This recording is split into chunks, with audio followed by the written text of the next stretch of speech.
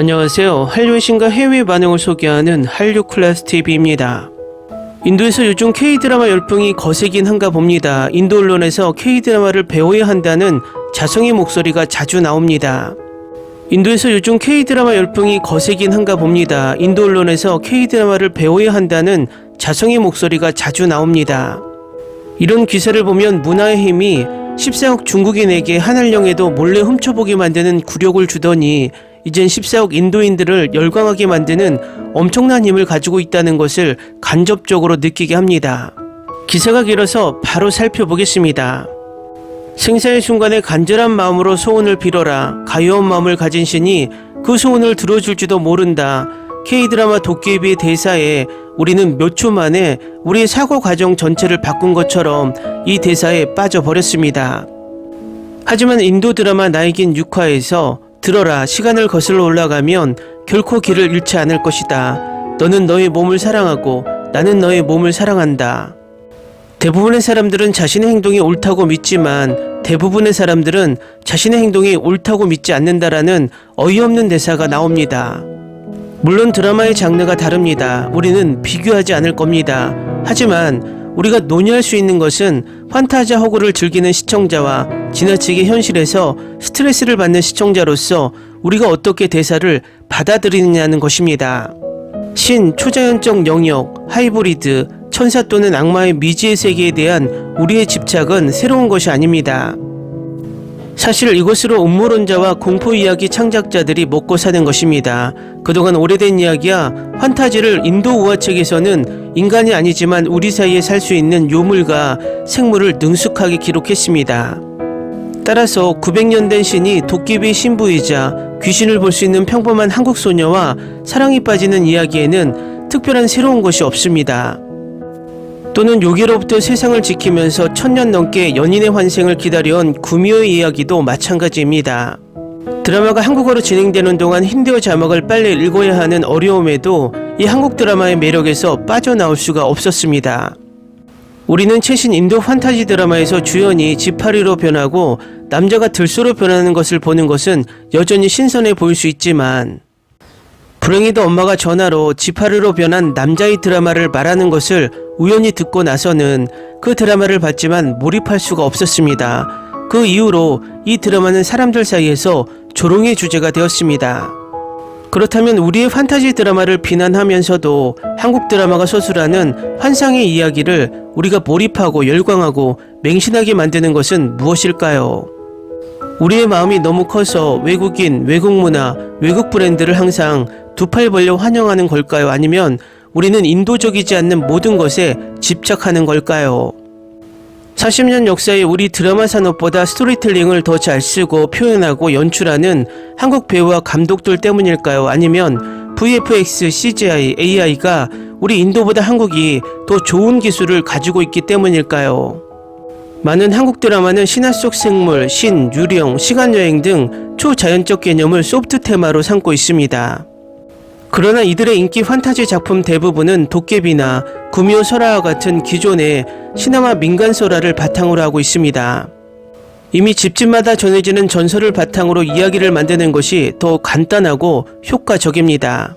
물론 우리는 한국 드라마를 좋아합니다. 왜냐하면 그것은 우리에게 낯선 땅의 문화의 이야기를 보여주고 우리가 삶에서 원하는 로맨스와 우정의 모습을 보여주고 전통적인 한국 음식을 최대한 존중하는 방식으로 보여주기 때문입니다. 하지만 우리를 열광시키는 것은 모든 이야기의 기반이 되는 연관성입니다.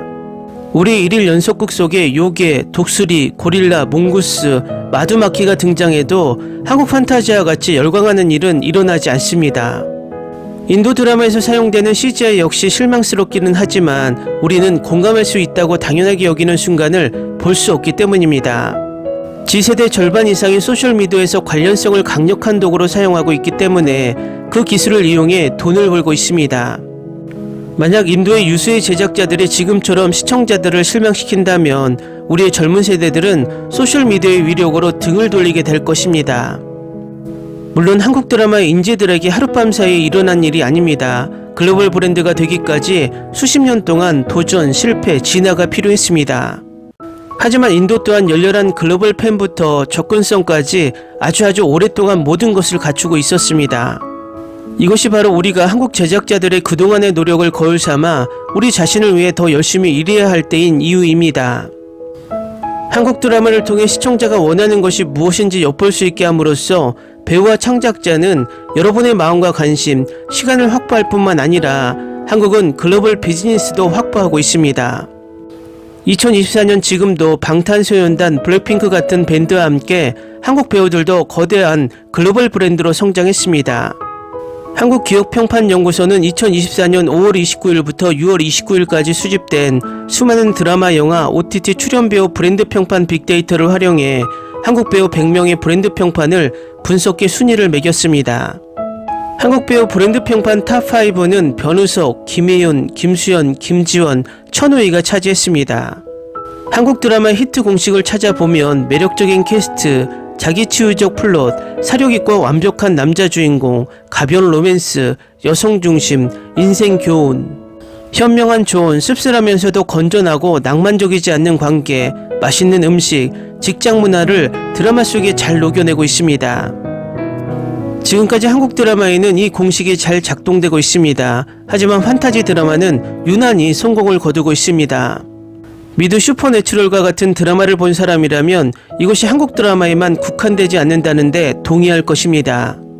15시즌 동안 진행된 이 시리즈는 유령과 신, 유령에 이르기까지 여러분이 생각할 수 있는 모든 가능한 신, 음모와 신화 속 생물을 즐겁게 보여주었습니다. 그리고 적어도 호러 장르에 중독된 시청자들 사이에서는 큰 인기를 끌었습니다.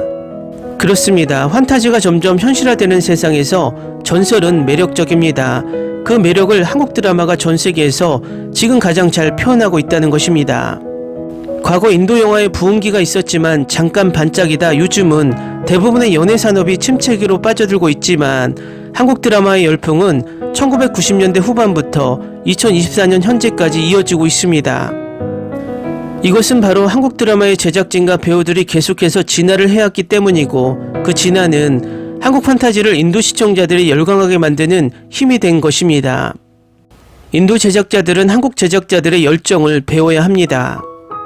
기사 잘 보셨나요? 기사를 보면 조금 두서없이 쓴 기사같이 이야기가 산만하게 쓰여져서 좋은 칼럼은 아닌 듯 보이나 그래도 무엇을 말하려고 하는지는 알아들을 수 있습니다. 인도도 한때 영화 산업에서 잠시나마 두각을 나타냈지만 요즘 인도 영화를 보면 할리우드를 흉내내는 B급 영화 생산지 같습니다.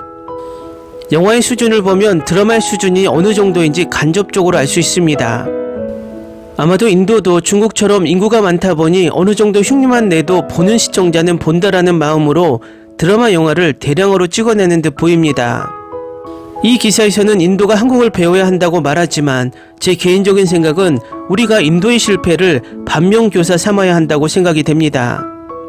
한류 클래스TV는 한류 외신과 해외 반응을 꾸준히 쫓아가 보겠습니다. 재밌게 잘 보셨나요? 여러분의 구독, 좋아요, 댓글, 알림 설정은 컨텐츠 제작에 큰 힘이 됩니다. 그리고 항상 하시는 일마다 대박 나시고 행복하시길 바랍니다.